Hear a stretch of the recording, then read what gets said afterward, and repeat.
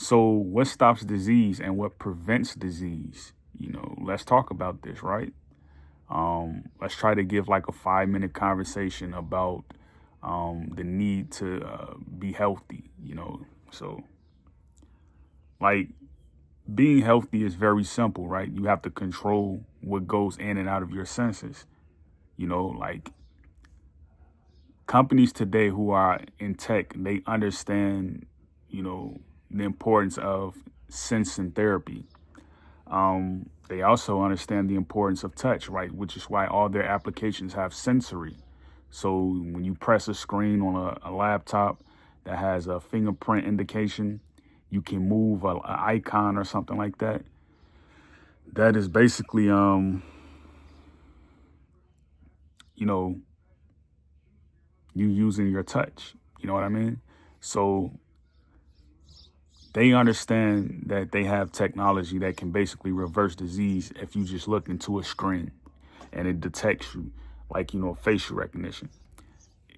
They know these things.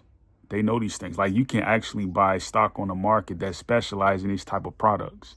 But you notice that they never go anywhere. Like I invested in Ajax a while ago and I still am invested into it. But the stock had froze. So they still have my money. And, they send me filing applications every couple months and stuff like that. They get updates on the particular stock, so you have to control what you see, you hear, you touch, you smell, you see. You have to control all of that. And also, when you talk about, touch, right, and taste, they go together, right? You got to make sure, like, whatever it is you put in your body, it has to be whole. You know, I notice like a lot of orphanages, they do the rice thing. That's not healthy because it's not whole. You know, anything that is white, it's not whole. And I learned that from Dr. Lalia Africa. Anything that's white is not whole. That means it's refined and it hasn't been done growing. You see what I mean? It didn't get done growing. So even nature tells you who you are. Like you can cut your skin, right? You see my hand, you can cut your skin and you'll see white flesh. You know, that should tell you a lot about who you are.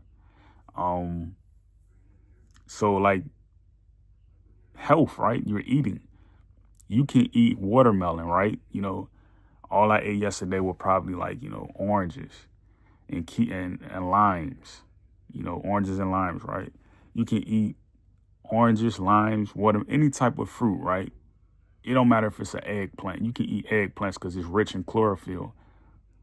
When you touch the sun, right, you notice you get mineralization and you also get a dimension where it's, calculating holograms. So you can take a picture and you can see, strokes in the corner of like lights, like shadow of lights, dwindlings of lights. That means your body is healing from that touch. And, you can also taste the sun. So when we smell things, like if the environment has a lot of smoke or it has like a lot of res or it has like you know um, a lot of pollution, what people do is they burn sage. Like me, I don't burn sage. I'll burn an incense or I'll eat some sage powder. You know, like one thing that my mother used to do when we was growing up, she would buy like spices. Because Chicago, they have all the spices. It's called Spice Supreme. So if you ever at a market or you ever online, look up Spice Supreme. You got cinnamon, you got sage, you got fennel, um, you got mustard seed, you got all these type of spices, right? You can eat those. Like say if you're going through an extreme detox, you can eat those. Another thing you can do that have done recently is I do copper, right? This morning I took 2 capsules of copper, 4 milligrams. You can do copper.